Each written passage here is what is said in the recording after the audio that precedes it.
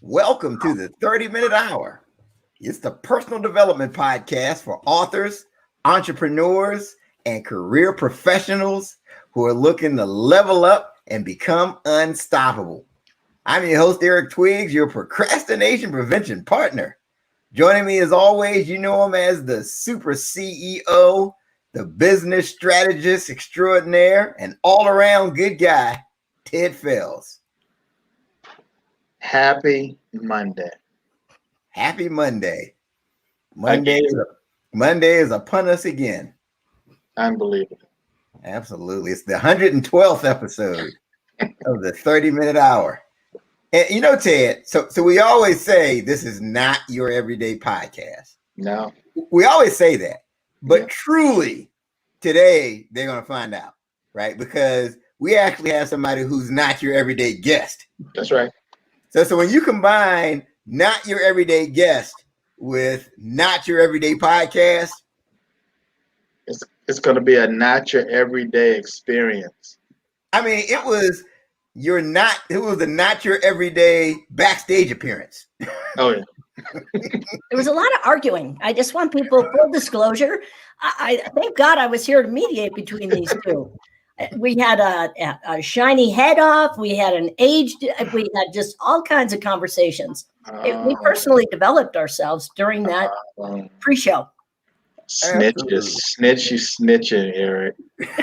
Not know what they say about snitches. Oh, yeah, I tell you. I live by the motto, tell the truth and tell the truth quickly. So here we go. That's right. Mm-hmm. So again, it's not your everyday podcast. I mean, you can catch us if you want to watch us live. You can always watch us on Facebook, LinkedIn, or YouTube. But if you want to listen to the recording, you can check out Spotify, iTunes, or anywhere else you like to get your podcasts. So I want to talk to you about the What Now movement. Once again, today is Marketing Monday. So make sure you go to the What Now Movement Facebook group and put your promotional link. You can share your promotional link and we can check your business out. We can help promote your business, share it, and all that great stuff. But we can't promote what we don't know about. They never talk about my business. That's because we don't know what your business is. So you need to share it in the What Now Movement Facebook group. And you can't share it in the group if you're not a member of the movement. Join the movement. It's free. Who knew? Hit the join button. I promise to let you in. He let me in, so I believe he'll let anybody in. Anybody can be in there. That's right. That's right. So again, make sure you join the What Now movement. And also, don't forget to share this episode. Our goal when we do these episodes, we want to make sure you laugh, you learn, and ultimately you level up. And at the end of the day, if you feel like you've accomplished those things, make sure you share the show. Don't keep our guest Jane to yourself. Don't be stingy. Don't be stingy. Share the show. Exactly. So make sure you share the show. We'll remind you again before we sign off for the evening. So Ted. Yes, Eric. Well, before I go there, shout out. He just switched it up. Yeah, right. Switch it up. I do want to give a shout out to the people watching us on Instagram. We have the 30-minute hour page on Instagram, on IGTV. So shout out to those of you. I'm going to give you a wave right now. Shout out to those of you who are watching me on Instagram because we broadcast live there as well. Didn't want to leave you out. Okay, Ted. Yes, Eric. He's not going with it. He's going to trick you again. Be careful. Okay. Oh boy, I've got something that's on my mind. Please share, Eric. So today, I want to talk to you about how to transform your message to money. That's right. How to transform your message to money. And I saw this interview with the former Ohio State University running back Ezekiel Elliott. He's now with the Dallas Cowboys. That's a team we don't talk about on this show. But yeah, but I saw this interview, and he was coming he was coming out of high school. He was the top college football prospect in the nation. He had over 40 Division I schools were vying for his services. So during the interview, the reporter asked him why he chose Ohio State when he had 39 other options he could have chosen from. And so according to Elliott, it all came down to his encounter with the head coach, Urban Meyer. So he recalled his first visit on campus. He met the coach in his office and they shook hands. And before the star running back could take his seat, Meyer surprised him with the following question. He said, "So Ezekiel, when we're on the victory stage and I'm handing you the national championship trophy, what will you do next?" That's how he starts the meeting. He says, "Hey, what are you going to do when I'm handing you this trophy?" And so Elliott's like, I guess I'll kiss it and raise it in the air with both hands, I guess. Yeah. But he said it was that moment that he knew he was going to play for Coach Meyer. Here's what happened. The coach transformed his message into money, right? It ended up, Elliott playing for Ohio State resulted in more money for the school, more money for Coach Meyer, and more money for Elliott, who went on to the NFL. And so there was something about his message, though, something specific about his message that separated him from the 39 other coaches that wanted Elliott's services, right? So here's the question, right? What can you do that Myers did to transform your message to money? That's the question for the viewer right now. And Ted, this is the part of the show where we just need people's undivided attention, right? So if you're driving right now and you happen to be listening to this is where you just want to pull over to the side of the road. Just pull over to the side of the road. Yeah. If you're in the gym and you're on the elliptical, this is where you want to hit the pause button. So not bench pressing. Right. Not doing pull down. Don't be a dumbbell. Don't be a dumbbell. Put it down. Don't be a dumbbell. Put it down. Right. Headphones. Exactly. Put the bench press in a little holder thing. There you go. The holder thing. Eric is at the gym a lot. We can hear that in that holder thing. That's right. The holder thing.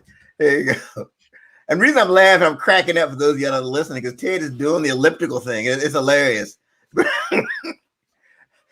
So again, we need your undivided attention. Ted, is there anything else that people should do so we can have their undivided attention? If you don't know by now, put the ham sandwich down. That's right. Eat the ham sandwich throughout this part. This is the time where you put the ham sandwich down. Listen up. Right. Put the ham sandwich down. So the question on the floor is, what can you do that he did to transform your message to money? Okay, here we go. Begin your message with the bottom line in mind. Let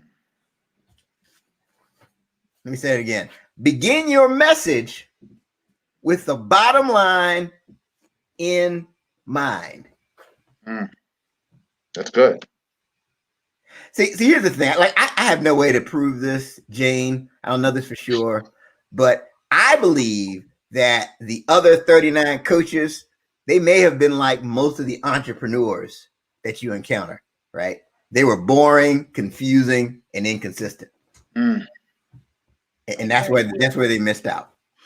And the other thing, I'm sure, they talked about the features, as we say, the features of what was going to be in their future rather than the ultimate outcome or the ultimate benefit. And that's another big mistake. Entrepreneurs make it all the time.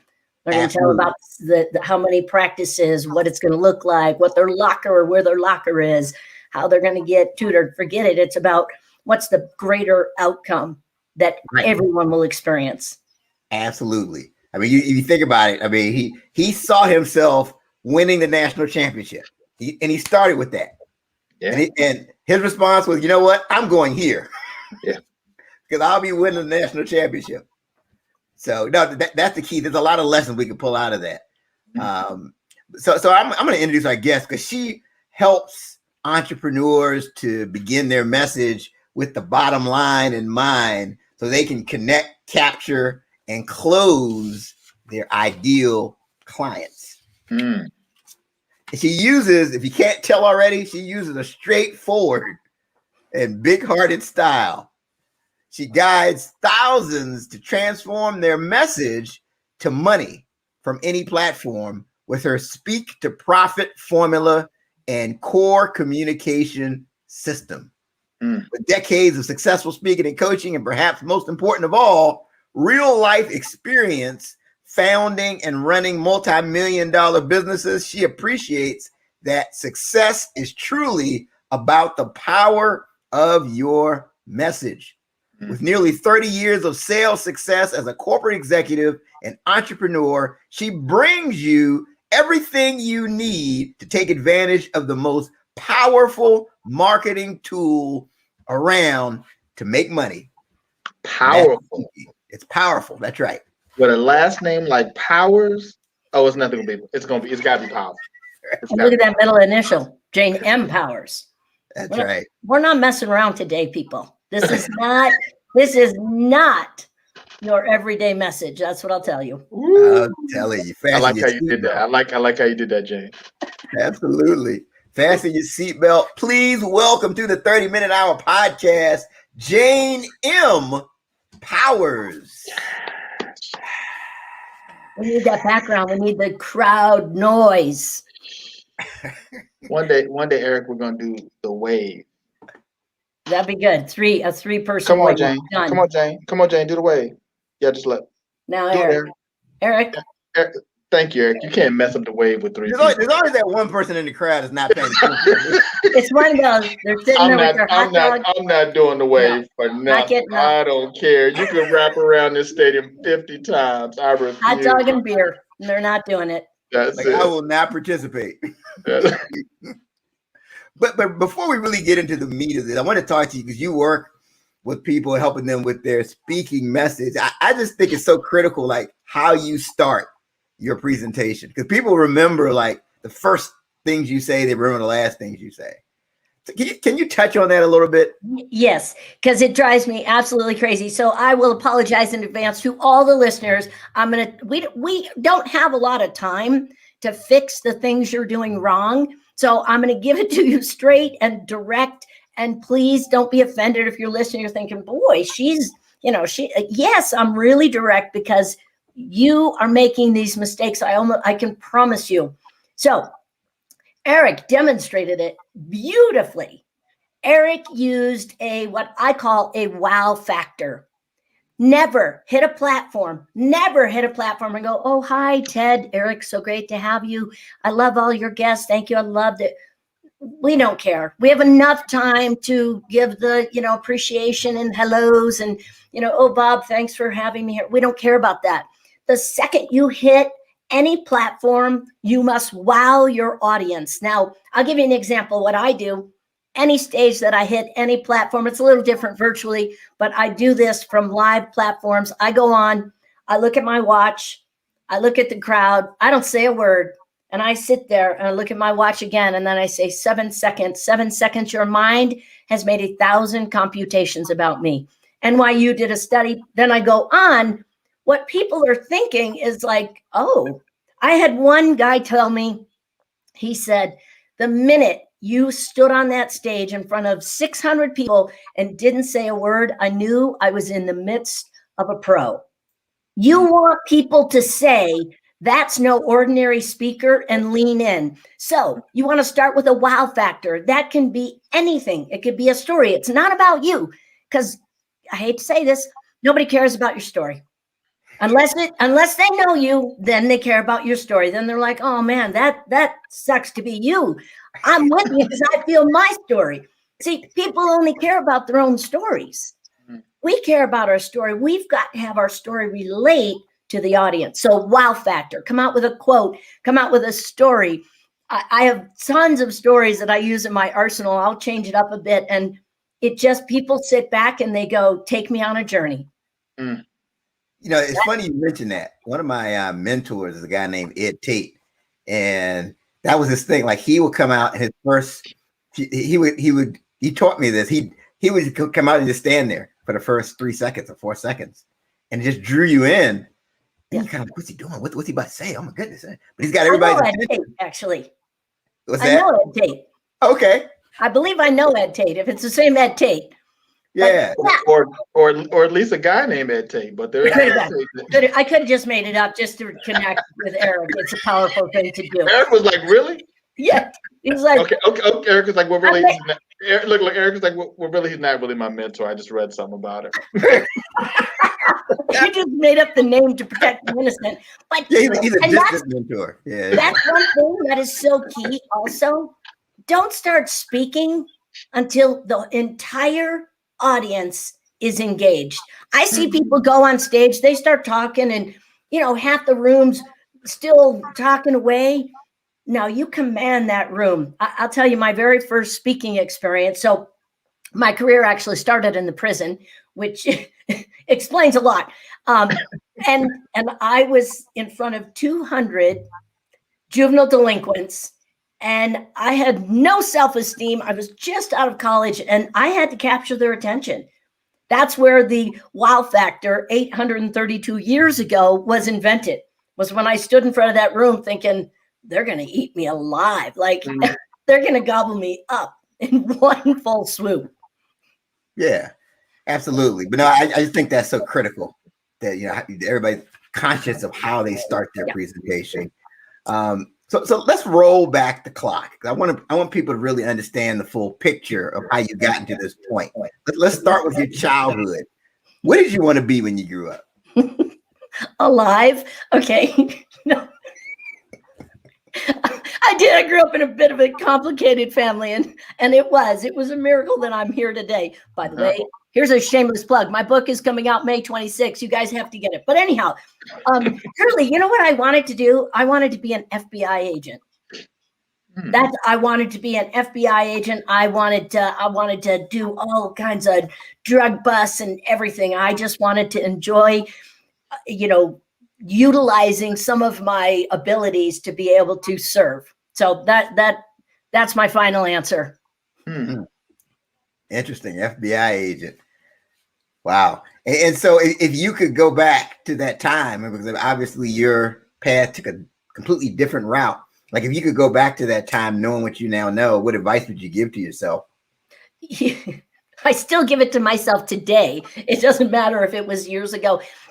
The biggest thing that I know that happens to individuals is we become very human. What that means is we bring our past with us. We have our programming that's in our mind that says, I wanted to be an attorney also. I thought it'd be a great path in college to be an attorney and then be an FBI agent. It felt like a good fit. And I went home to my father. I remember, like any good planning, it was about my senior year, second semester, I decided, hey, I should go to college. And I went to my father and I said, I'm going to be an attorney. I'm going to go to law school. And he said, you're not that bright. Sometimes you're dumb, but man, you're a good athlete.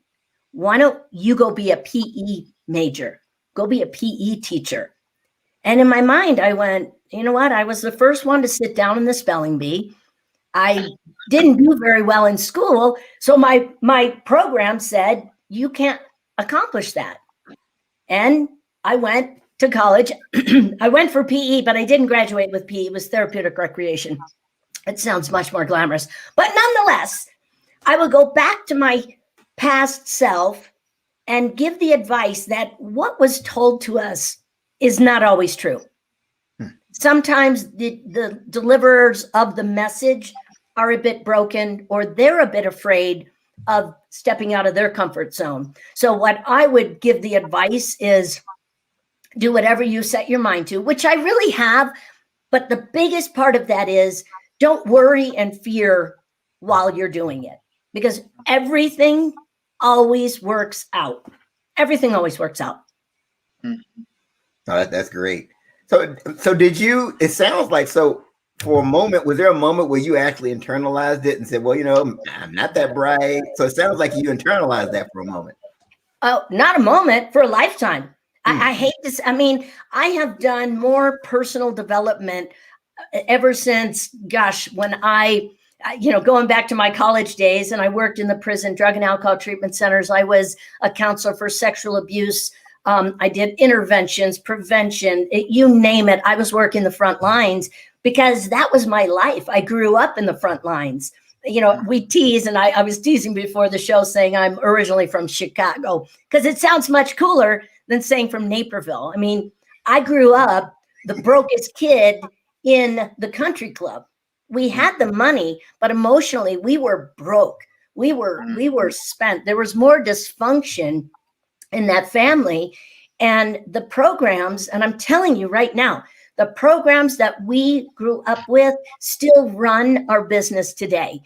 Unless we are constantly, which I stay very on high alert to make sure that my past isn't running my future, because just the human side of our nature, we are programmed in what was told to us or what we've told ourselves. Most people have imposter syndrome. Most people think, I can't charge that. Nobody's going to really value that.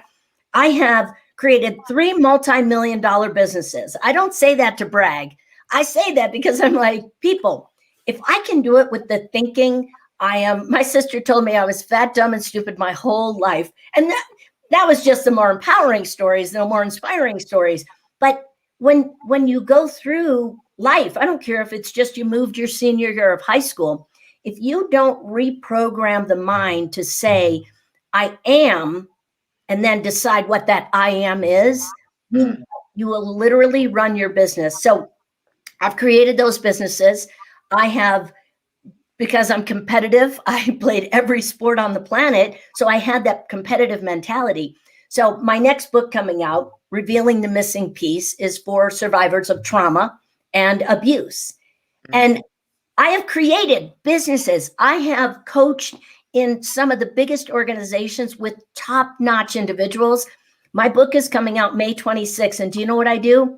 I sit here and doubt, who's going to read it? Who am I to think that I can change how survivors fast track and hack the healing process? I doubt. And I look back in my rearview mirror and I look and I go, look at where you came. Look at what you have done. But still, there's that program that says, you're probably not that big of a deal. That's why I tell everybody, I'm a damn big deal. I'm a pretty big deal. Start telling everybody you're a big deal, because those rumors get back to you. It's really fun when you hear it. You go, oh, I am. So who said that? I did. I started that rumor. Yeah, you said something I thought was profound. Your past, you have to make sure that your past isn't running your future. Yeah, and if you don't evolve your story, you will never evolve your success. And I'll tell you, I was a multi-million-dollar producer in real estate. And if you remember, 2008, like it was yesterday, I like to say I slept like a baby. I woke up every 2 hours and cried. That market killed me. That market, I was riding the wave and it crashed out beneath me. I only cried for, 2 years. And then an email came across. Oh, just 2 years I cried. I bounced back fast. And an email came across and said, be a spiritual life coach. And it was someone that I had been following. And through my tears, I said, yes, I will be that. I will be that. And I started my work as a spiritual life coach, and I did mostly mindset. But I found people wanted to Zen. And I wanted people to Zen at 832,000 miles an hour. That's what you have to do when you're in business. You can't fix who you are in order to have the success, because I'm sorry, not until I lay my head down for the last time will the work be done in this system. It is I always say I'm a masterpiece in progress, and I've been at it a very long time, but evolving your story, that's what brings about success. If you're making excuses, if you are finding reasons that you're procrastinating, right, Eric, you know this. Procrastination It's merely not doing what you need to do to evolve to the level that you desire. And if you don't evolve to that level, it's your own fault. It's because you're buying into what someone told you, what you told yourself enough times, because the only reason our thoughts become so concrete and a bad habit is we repeat it enough times. We just repeat it over and over again, and then we're like a magnet. Everything we don't want comes to us because that's just the way the subconscious mind works. But especially, you know how you mentioned the I am statement? I find when people say I am always late or I am just a procrastinator, that I am statement, you're basically saying that this is my identity. Absolutely. And that's that's why I look at it, and anything you're saying, I am. Now, the bigger piece is there's the other side of that coin. You can have all these Post-its throughout your house. I am amazing. I am wonderful. I am fabulous. Doggone it, people like me. And then you look in the mirror and you're like, God, you're a fat slob. And man, you don't do anything. You're lazy, good for nothing. It's the words mean nothing unless internally the feelings are the supercharged. Like that's the fuel. The emotions are supercharged. So you can sit there and say, I am a millionaire. I am successful. And inside you feel so less than. That is the dominant message going out and bringing you back exactly what you desire. Wow. Yeah, so we're here again. It's Not Your Everyday Podcast. We're here talking to Jane M. Powers. For those of you that just logged on to Facebook or YouTube or Instagram or one of the places that you're watching us from right now. So you were working in corporate America at one point, right? So talk about like what steps did you take to transition from somebody that was working in corporate to now you're starting all these companies? I love this question because I wish it was a choice. I wish it had been a choice. I never in my lifetime wanted to be an entrepreneur. Never. Wow. I'm going on about 25 years of being an entrepreneur. I never wanted to be. I wanted a consistent paycheck. I didn't want to have to work that hard. When I worked with corporations, I'd work about 4 hours a day. I'd play basketball for 2 hours. I'd go back, check in at the office, and then I'd go out biking. So I didn't want to work that hard. It just wasn't in the cards for me. And I'd like to say I volunteered and moved on from a few careers. So I've had 25 and a half career adjustments, we determined, some voluntary, some involuntary. So the way that I became an entrepreneur, I've always been a professional speaker. I've been speaking forever and a day. It's just, I love that. But what happened was I had a meeting at 4:45 on a Friday. Now, I may not be a rocket scientist, but I know if you're getting called to a meeting at 4:45 on Friday with the entire management team, crap's going down. That's all I know. Yeah. So it's not looking good. It's not looking good. That's when you put that ham sandwich down. Put it down. You don't have an appetite. But I printed out, I knew there was going to be 5 managers there, and I printed out my resignation. And that was on Friday. On Monday, I went to real estate school. And, anything that is in my path, I will do my best to either find a way around it or I'll just move through it, annihilate it in any way I can. And I went 1 week, had my real estate license, and the first year became a multi-million-dollar producer.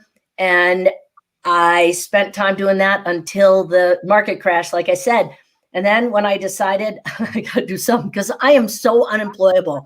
Like once you're an entrepreneur, you're screwed. You're right. Nobody, like you do it best. We all know this. And nobody should tell you. Here's the greatest risk of being an entrepreneur that isn't fully invested in their success and truly in their power. And I've allowed this to happen a number of times. They allow their agenda to be hijacked. And I'm telling you, I am just a person that I highly recommend when you are stepping into working with someone. I have a lot of people that hire me, obviously, as a coach. I write their talks, I create their business, I help them with sales. But what I never want anyone to do is put me at a higher level than them. Because I'm going to tell you, I will fall down every time. I will be the reason someone this year fails in business. Because I'm not that great of a coach? No, because I'm the easy target. If someone is procrastinating, not doing what they need to be doing, I will be that reason. So one thing is so important. Do not let yourself be hijacked, your agenda, how you operate. Do not become one of the sheep that is in the herd, because the minute you do, here's the truth. I believe true success is when everyone's going left and you go right. That is someone who will always be successful. If someone tells me to sit down, I'm thinking, I'm gonna stand up. Like, I just because you told me sit down, I am standing up. So everybody goes left, I'm going right. That's how we need to run our business. So when someone hires me, I ask them, what's the best way for us to partner in your business? But most people hand off their power because they have a story they're running. Well, I'm not smart enough. I don't know it enough. I don't have enough experience. Who cares? Create your own means by which you do your success. You're not a template. You're not a sheep. Don't let someone hijack your business and who you are. So I did want to circle back a little bit. So it sounds like when you were in corporate America, things were going well for you, right? I mean, I can't imagine that you were a slacker. So this had to be like a complete shock. Well, no. And here's why. So I was in the employment industry. I was a turnaround specialist. I was with Stivers for 11 years. Oh, God rest his soul. Charlie Segrist knew how to manage me.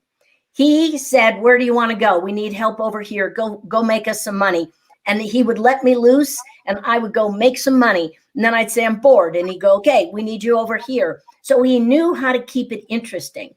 When managers started to manage me, I started to push back because I was thinking, wait a minute, I'm making you millions. Why do you want to change how I'm doing this? So Charlie, the owner, would call the manager and say, leave her alone. Don't anybody manage Jane. Just leave her alone. I'm making him millions of dollars, millions upon millions. So he knew how to operate. But anytime I would get, and this is was my struggle, I would look at things. I have an eye for business. I do not know where I got it, but I have an eye for business. If I see a structural weakness or I see some type of, lead gen, sales, something that's going wrong, I speak up and I want to support that and change that. When there's a system operating, and remember when that book, this is dating me, Who Moved My Cheese? Yeah. Remember that book, Who Moved My Cheese? People I don't care about the cheese. Give me a desk, give me what I'm supposed to do. And I'm just I'll march with the rest of the sheep. And so I wasn't a sheep. I couldn't be. People that could embrace my free spirit, that's what I like to call it, and my ability to make money, we got along great. If we didn't, I tended to be a little bit of a rebel. I as you can tell. No. I know, Ted. I couldn't see that. No. I find that shocking. I'm bringing out my inner rebel as we speak. But, I found my voice. I'm telling you, you guys, if you would have known me years and years ago, you would sit there and go, this is not the same person. I was the invisible kid. I never spoke up. I did not want to be seen or heard. And when I started dealing with my past, I started dealing with my life. I went on the Oprah Winfrey Show. So that's probably a pretty big way of opening up and showing people, now I got to speak up. So I revealed my truth in that, and then I had no choice but to live in my power, and that's through speaking up and my voice. So once I found my voice, you couldn't shut me up, as you can tell. So you were on the Oprah Winfrey Show. In the studio, let me correct that. It wasn't on there. They invited me to be on the show, and I said I didn't. No, I was watching the Oprah Winfrey Show back in that with day. some friends. Yeah, no, it wasn't that. No, I was actually we were in the studio audience, and then after they called me and asked me to come to the show, and I said, never in your wildest dreams. And this was back in the day prior to Oprah having her healing and breakthrough. And I said I would never, because the way that you treated the individuals in that studio audience was re-victimizing them. And I spent about an hour and a half on the phone with her producers and director to coach them, because that was the work I was doing, how to work with survivors. And I gave them, they said, please, at least then come down and be in the audience. And I said, no. And they said, at least watch, because she will put everything you have given us, all the lines, into the show. And she actually did. So wow. Yeah, I felt like that was my secret, my secret Santa, my secret helper, where I made a difference for individuals. And that's what put me on the mission to say, you know what, no more. I'm not, people don't have to sit back and take what is coming at them. They get to speak up, set limits and boundaries, and stand firm in who they are. Wow. So how did you get to the point where you're talking on this topic of using public speaking to, monetize it and that way? How did you get to that point? As I said, I've been a professional speaker for years, for over 30 years. And my work, Revealing the Missing Piece, which is now my book, but I wanted to do retreats on that, which was for survivors. Right. And I mean, I'm advertising, I'm promoting, I'm marketing the crap out of this thing. And I'm like, 1 in 3 women, 1 in 4 men have been sexually abused to a certain degree by the age of 18. Who's in?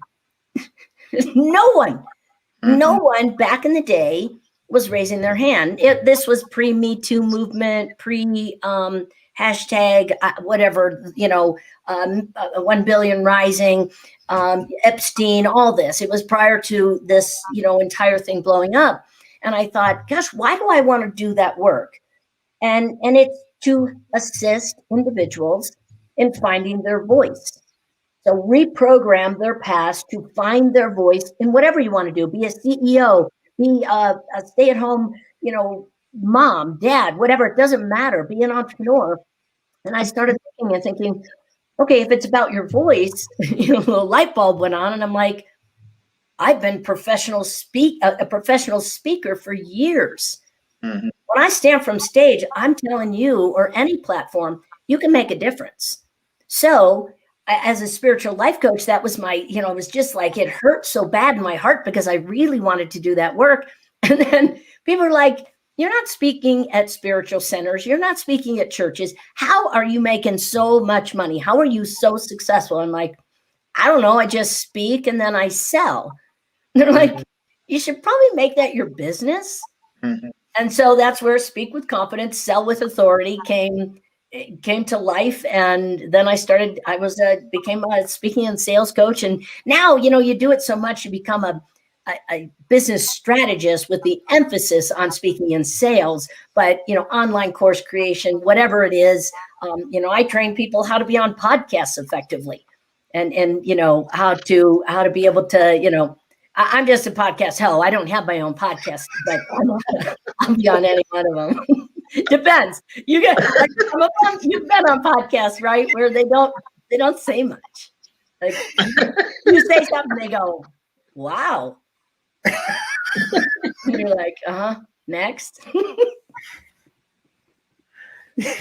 No, that's very interesting, because there really isn't a whole lot of things out there on what do you say on a podcast? How do you handle it? How do you host a podcast? So no, I think that's truly needed.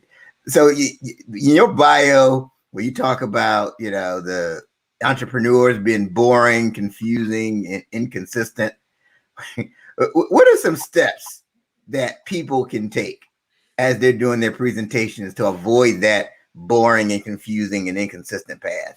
Stop talking and start speaking. There's a very big difference. Some people just love to talk. And you're thinking, oh man, when does this story end? So when I say speaking, speaking brings value, inspires, but it also moves people into action. I mean, I don't care if it's your kids and you've got to get them to brush your teeth. You've got to be able to move them into action. But here's the very first way. The very first way I'm going to tell most people are teaching. And people aren't learning from your teaching. They learn from your stories. So here's a practical way, and then I'm going to give you some of the background to that. The best way to do it, I learned this from my speaking coach, Glenna Salisbury, one of the best speakers from National Speakers Association. Yeah. You did not. I didn't really meet Glenna. I read about Glenna, and no, Glenna is a very good friend of mine, wonderful woman. And Glenna, I don't know if it was, I think it was Glenna. It had to be. I'm giving her credit because I love her dearly. When you write your talk, take 3 highlighters. Highlight 1 color for stories, 1 color for facts, and 1 color for money, seeding, or moving people into action. She probably didn't have that one in there, but I do because that's what we do. So highlight your talk. If stories are pink and your entire talk is pink, you probably make some money, but you need some green in there. If orange are facts and your entire talk is orange, you're dead. The audience will forgive you for anything except being boring. So you've got to have a blend of stories. You've got to be real. That is the most significant. Now, if you're real and boring, you might want to find someone else to speak for you. And I've taken, oh my God, chemist, physicist, and other nerdologists. I have taken those individuals and turned them into entertaining speakers.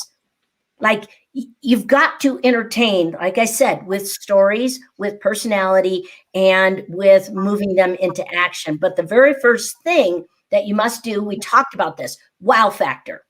After the wow factor, immediately after the wow factor, write this down. You've got to position me, not me, Jane, you. Position yourself. So when you're standing up there and you're like, the wow factor is knocking, like, everyone's leaning in. I love to use fun wow factors. Boring ones people are like, or intense ones like, 17 children die every 3 seconds in Arizona. Like, no, we don't want to hear that. It might be true, and don't quote me because that was not that, but it's pretty close. You go into positioning me, right? Position me. I've created 3 multi-million-dollar businesses. I've got and you go through everything that you've done. Guess what? People are sitting back going, whoa.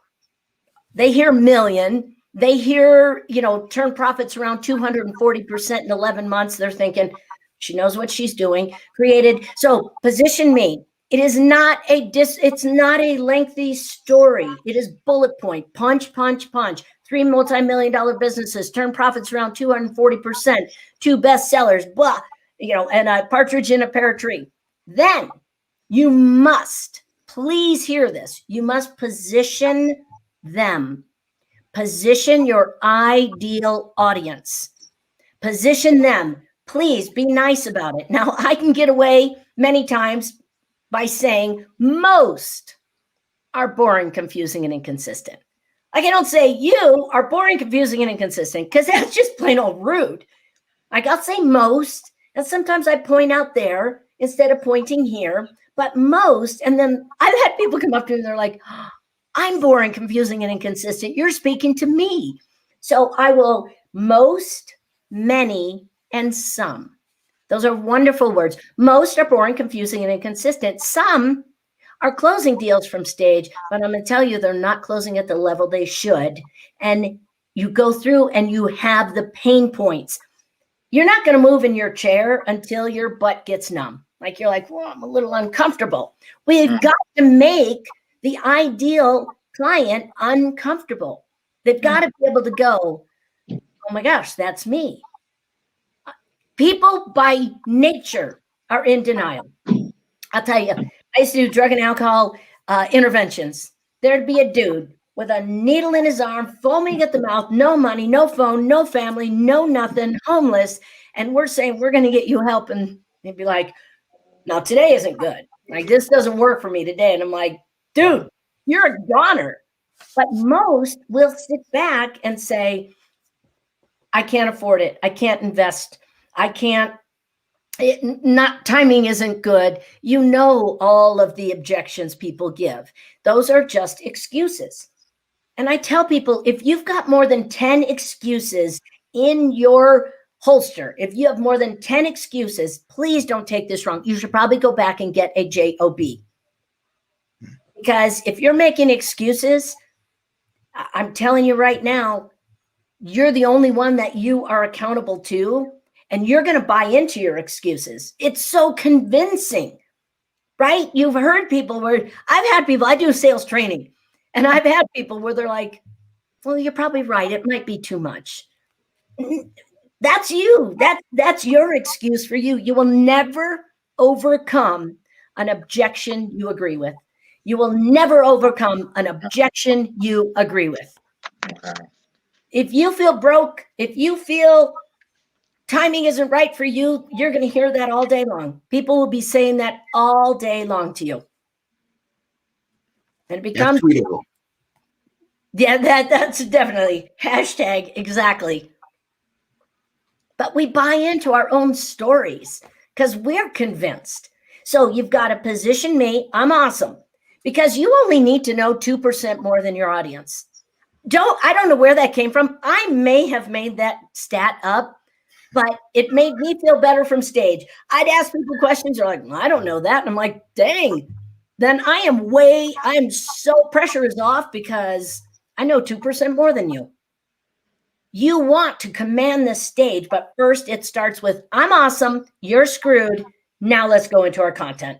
That's essentially what you're doing. I was at a speaking gig one time, a couple hundred people in the room. I was about third way through, and I finally said, here's the bottom line, people. You are all epically screwed. They're high-fiving each other. They're like, are you screwed? I'm so screwed. She's so right. That's what we suck. Yeah, we suck. We are so in trouble. And then, credit cards are flying at you. That's what you want. You want them flinging credit cards. I had one gal came up to me, Molly Mahoney. Love Molly Mahoney. I spoke and I said, anybody who is a committed entrepreneur that will be successful, if they dig what I'm saying, you won't ask me how much I charge. You will walk up here and you will hand me a credit card. Molly Mahoney walked up, handed me a credit card. She said, charge it. And I said, done. And the woman is so successful. I'm telling you, when I was through my tears, decided to be a life coach, I was making $43,000 that year. $43,000. I wrote a check for $30,000. You do the math on that. $30,000, because you know what? If you're not willing to roll the dice on yourself, nobody else will. I've written checks for $18,000 to stand on a stage for 15 minutes, and I can't sell. But you know what I know? When I roll the dice on myself, I don't care what your belief system is. God, the universe does not matter. I believe that they're playing with loaded dice because I've always won at anything I've done. I've always won because I just have an innate belief that, and I'm an outside, I'm a verbal processor. So I'll be like, yeah, it's not going to work. Nothing works for me. But inside, I've trained this system to know no matter what, everything works out for you. No matter what. No matter what, everything works out. So your book that I know you have a book that's coming out. Let's talk about the book that's coming out right now. When's it coming out? What are people going to, what are some of the key nuggets, again, that people are going to get from your upcoming book? So this book is, I'm telling you, this is my life's work. When I put my fist through a dorm room window and I felt like I was the craziest person. I didn't know what was going on inside. I was in a domestic violent relationship. It was my senior year of college. I felt just out of my mind. I didn't know what was happening inside. Put my fist through a window, excuse me, started in therapy and proceeded to have therapy for far too many years. I believe therapy is effective. what I did was I started depending upon therapy to work through my past. And what I didn't realize was that I didn't have to relive, reenact, refeel, rewound, put salt on the wound. I'm telling you, guys, I would come out of a session if I weren't wringing wet, puffy eyes, if I hadn't felt like I had just been in a cage fight, I didn't feel I got my money's worth. And I didn't realize it's the I am statement. I am, all these things. So I started to work through my past and then went, wait a minute, I can shortcut this process because of where I am and have been for years. So in the book, it is for survivors of trauma, sexual abuse, any type of abuse. And it was initially for survivors of sexual abuse. I have people reading it like crazy that had alcoholic parents that were in the military, PTSD. I have people that had, minor trauma, like I said, moving their senior year. And what we do is we stay in our story or we suppress our story. The only way to I think you guys say level up to success is to step up on top of your story. And that means you got to give it a kind glance. So what I do in the book is I teach individuals how to, it's like a healing hack, how to jump in to your past, take a kind glance, and then fast track the crap that we bring with us in order to evolve your success. So it's a workbook style. There's, my story is in there just to give the living example of if you can live through this, trust me, people, you can roll the dice on yourself all day long. So it'll go through some of the, to break through the denial. I love the one chapter, which is Victim No More, because many people run around victims. Well, life did this to me and they said this to me. You know what? As long as you are playing victim to your circumstances, you'll never get ahead. You'll never get beyond. You'll never get beyond who you are. I look back and I think it was about 16 years ago. I adopted a young man out of the projects, unofficially adopted. I didn't really like kids, but I unofficially adopted this kid out of I just let him hang out around the house from time to time. And he was 10 at the time. And I would tell him, I'm like, I don't like kids. You become a thug. His brother's been in, prison 5 different times. And I told him, I said, you become a thug or a punk, you're done. We're not doing this. And I consistently helped him, as I helped myself, look at the circumstances as opportunities to be grateful in and grateful for everything that is happening. So then, I look at him today and we laugh because he's 26 now and he is an amazing young man. And, sometimes he looks and he's like, well, why is life doing this to me? And I have to re-educate. He didn't come from the best circumstances. Not everybody came from, I'll tell you, I'm a little jaded though. People be like, I had a great family. I'm like, nah, you tell me something, I'll find dysfunction in that family. That's right. Your grandmother, she was a happy drinker. Somebody in there. Somebody did something that messed you up. But the book is essentially, yeah, great. Your past was a gross inconvenience. That's what I say about my past. It was a gross inconvenience. But what I've done with it is I've moved it into the best way for you to make your mess your message and your message your money. That's all there is to it. Great. And throw out the title for the book again and the release date and all that good stuff. Revealing the Missing Piece. And it's PEACE. So revealing the missing piece, because despite all my success, there was something missing.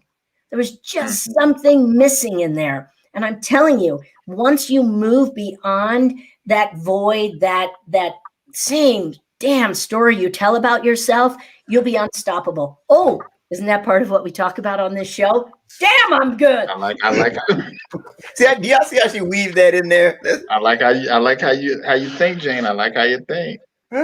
See, I'm just seeding for everybody. But That's right. So it comes out May 26th. I'm going to hit you guys up on LinkedIn, spread the word. I want it to be the go-to quintessential, because no more staying in our story, no more victim to our circumstances. You know what? Stuff happens in life, and we've got to be able to, it's like a tennis serving machine gone wild, especially with COVID, right? I mean, those balls are coming at you like wild. And if you can't take that racket and defend yourself, I'm sorry, you're going to get clobbered. And life will clobber you if you lay down and play victim to it. So I'm like, I describe it. I describe the way that I do my business like Jon Snow with the Night Walkers. I don't know if you were a Game of Thrones person, but I'll tell you, I'm slaying those Night Walkers. I'm going to send it to you guys. Look at you two. You have not seen Game of Thrones? Well, I may have watched it like once. I'm familiar with the show, but I've never really followed it. But I know exactly I know about the show. So that's how I describe it. I'm Jon Snow just slaying the Night Walkers. Look at we bridged the gap between all of us, and now the bridge just broke.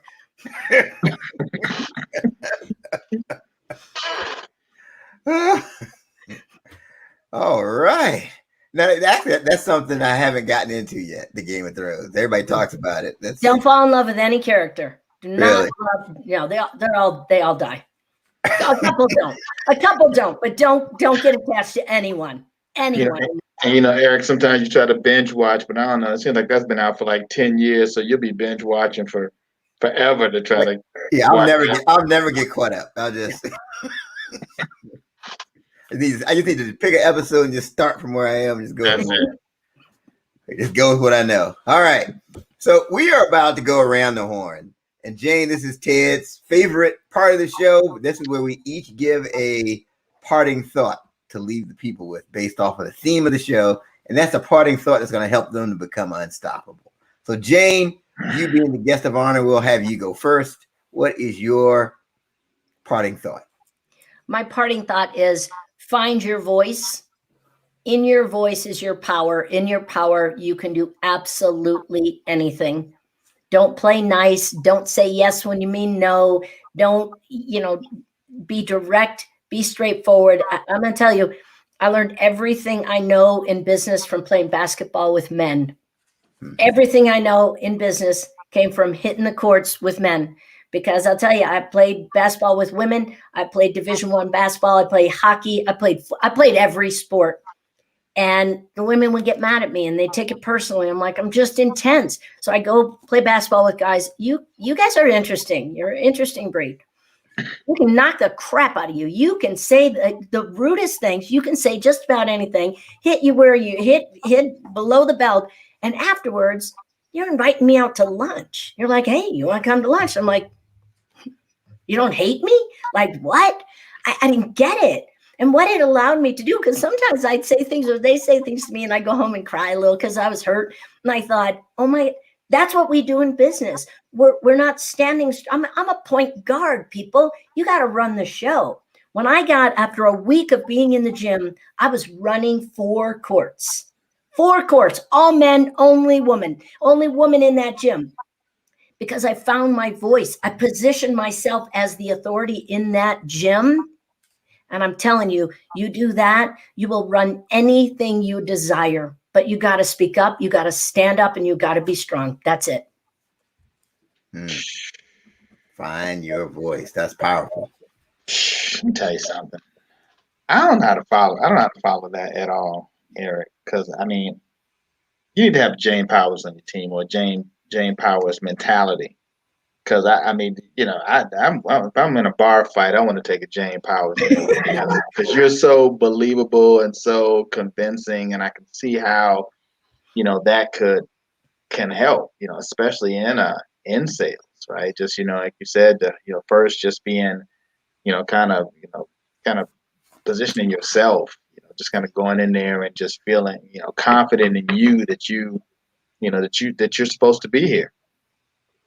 And then, letting others know that they need you and what it is that you have to provide. I think that right there really tells a lot because, in being in business for 20 plus years since I was 5 years old, I just know that just a lot of it is just attitude, right? There's so many other companies that, and individuals that can do it, right? But you have to be able to go in and convince them to want to do it, and use your services.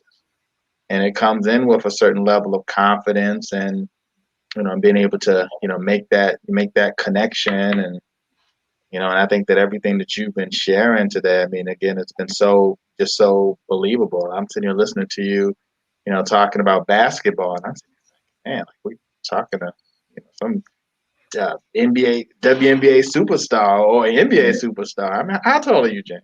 Why did I know you were going to ask that? I so knew that was coming. I'm all of 5'4", soaking wet. Like honestly, I'm not that big, but I'll tell you. I love what you said was be you. Like that. When we do our 3-day events, 3 days, 3.5 days, I'm just me. Like I don't know. I'm not that bright to be someone else.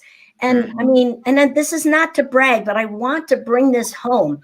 If you are yourself and you are bold and you are true to who you are, we close $760,000, $840,000 our last 2 events, 3 days. That's not a bad payday within 6 months of time of each other. That's not a bad payday. And it's not because, oh my God, she's so great and sneaky at sales. Here's how I sell from stage. Here's the deal, people. This is the sales portion of our event. I'm going to be selling you. You're going to find your credit card. You choose to give it to us or not. So Ted, when you said be you, that's all. I mean, that's the key to everything. Wow. Wow. Can you go back over that again? You said you closed how much your last 2 events? I think people might have missed that. Well, pre-COVID, please understand this, pre-COVID, we closed 760,000. And then we did 6 months later, we did another event and we closed 840,000. Wow. People, do you know, I mean, I have a blast. Like I'm just in the flow. I'm in a zone for 3 days. And then when I tell that, we do the sale and people are doing, the team is doing all this. And they ask me, do you want to know what we closed? And I say, nope, I will not ask what we closed until 2 days, sometimes 3 days after the event. I don't want to know. I don't care. What I care about is, did I give my best? Did I give my all? Did I leave it all on that stage? Did I serve at the highest level? Because if I have too high of an attachment to the outcome, my participation it's divided. High participation, low attachment to the outcome. So people, they're like, I want to tell you. And I'm like, don't tell me. Don't tell me. I don't want to know. And we only have, I mean, I hate to say this, we only have about 115 people in the room. We're not working with 800 people. We're working with 115 and we're closing, $750,000. And it's, I'm telling you, it's about trusting in what you have and trusting that you can serve at the highest level. That's all it's about. The higher level of service, the higher level of success. But if you don't believe and you're still living in your past, I'm sorry, your story is going to dictate your future, whether it's your money story, your family story, your I'm too fat, dumb, stupid, too old, too young, too short, too tall, too white, too black, too whatever. If you stick in that story, you will stay in it forever. Wow. That's powerful, because I think so many people, it's this, I always tell people, I said the easiest thing in the world to do is to do nothing. Right. So if you can find a way to just do nothing because I'm too enter whatever, right, in this blank space, then yeah, you're definitely gonna just stay stuck. You're not gonna, achieve the greatness that you can. Yeah. So, this is great, but I definitely would love to see you on the basketball court out here running court, because I just think I could just see you as just this mad person dribbling all over the place and just fouling people and everything, just being like rebounding and just doing sneaky fouls though. It's all sneaky fouls. I actually I played one-on-one. Jerry Sloan. You have to know Jerry Sloan. Yeah. I worked his basketball camp. So I worked his basketball camps.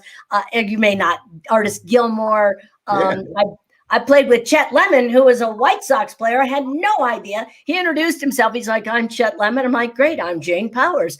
And he's like, do you know who I am? I'm like, no, I just thought we were using last names. I mean, I remember I was Raja Bell. I was showing him some real estate property, and I was teasing him like, dude, I'll take you one hand tied behind my back. And he's laughing. He's like, who are you, little girl?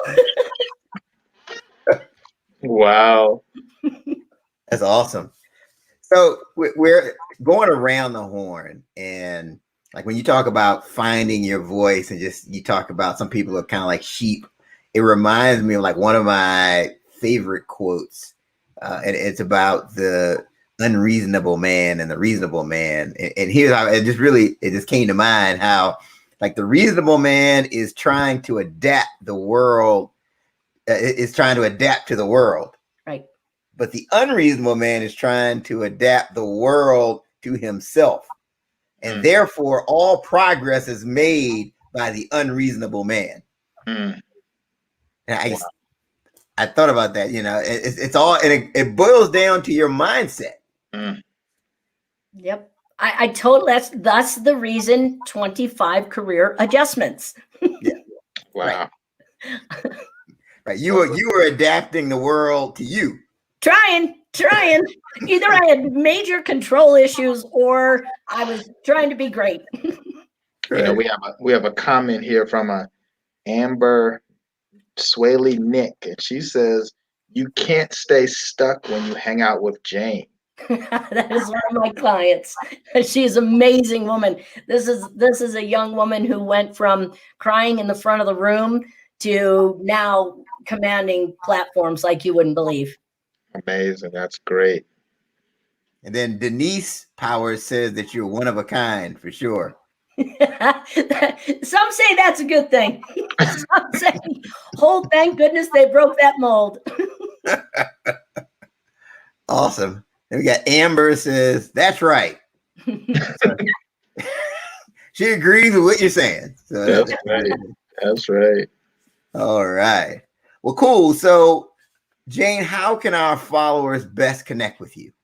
So obviously, there's a number of ways you can get a hold of me. I am a household name. I know that's right. Because I tell people that, right? Start good rumors. So here's what I want to do, because we didn't talk a lot about my intro-mercial. That is your very first step. That's your door opener, your deal closer, the intro-mercial, trademark, patented, because it is just that epic. It's how do you ditch your elevator pitch? So you're like, I help. Well, I help you sound like a volunteer. So you're going to want to say, entrepreneurs, hire me. Organizations, hire me. So I have a formula that in 17.5 seconds, you're going to turn heads. I started my very first infomercial. I delivered it to a young woman who was a cancer coach. I delivered it to her 17.5 seconds. My closing line was, hop on a call with me. Let's see how I can support you. Got her on a call. 20 minutes later, she bought a $24,000 package. So in 20 minutes, 17.5 seconds, we're closing 24,000. I promise you, this formula will change how you are networking, how you're entering into a podcast situation. So if you go to yourspeakersuccesskit.com, yourspeakersuccesskit.com, that won't only give you the script on how to get booked either on podcasts or stages or associations or meetings, but it will also walk you through with a video the entire infomercial formula. Like that, people are knocking down the door to get their formula because it's a game changer. It makes a huge difference in you doing business. And I love this because I do a lot of training. And if we'll go, you'll be at a network and everybody's like, entrepreneurs, hire me. Parents, hire me. And people are like, look at Jane, that's your stamp is all over our organization. So I'm telling you, people will lean in. There's brain science behind it. It is a unbelievable sales pitch without people even knowing. So your speaker success kit. You can also go to janempowers.com. I've got events. You can stalk me. We're doing masterminds. We're doing a number of different things. Just don't spam me. I'll spam you. I will spam you. Do not spam me. Oh, that's awesome. So yourspeakersuccesskit.com. Yep. And if you really fell in love with me, just email me, private message, jane@janeempowers.com. Just can't get enough of my name, huh? You were like, oh, plain Jane. I'm like, yes, pretty close. Wow. I'm a fan. Wow.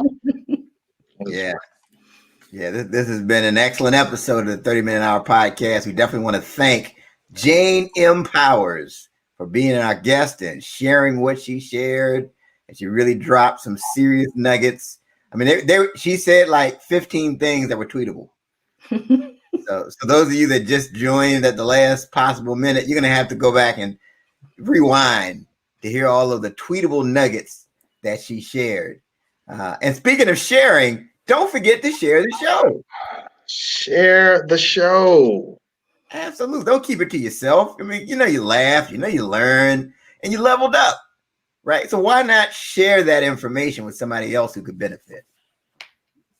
And don't forget, you can check us out if you're listening on your favorite podcasting platform. We're on Spotify, we're on iTunes, we're on all those other places. You can watch us live here on Facebook and YouTube and LinkedIn and all these other Instagram, 30-Minute Hour, shout out there. That's our show for this week. Until next week, have a great one.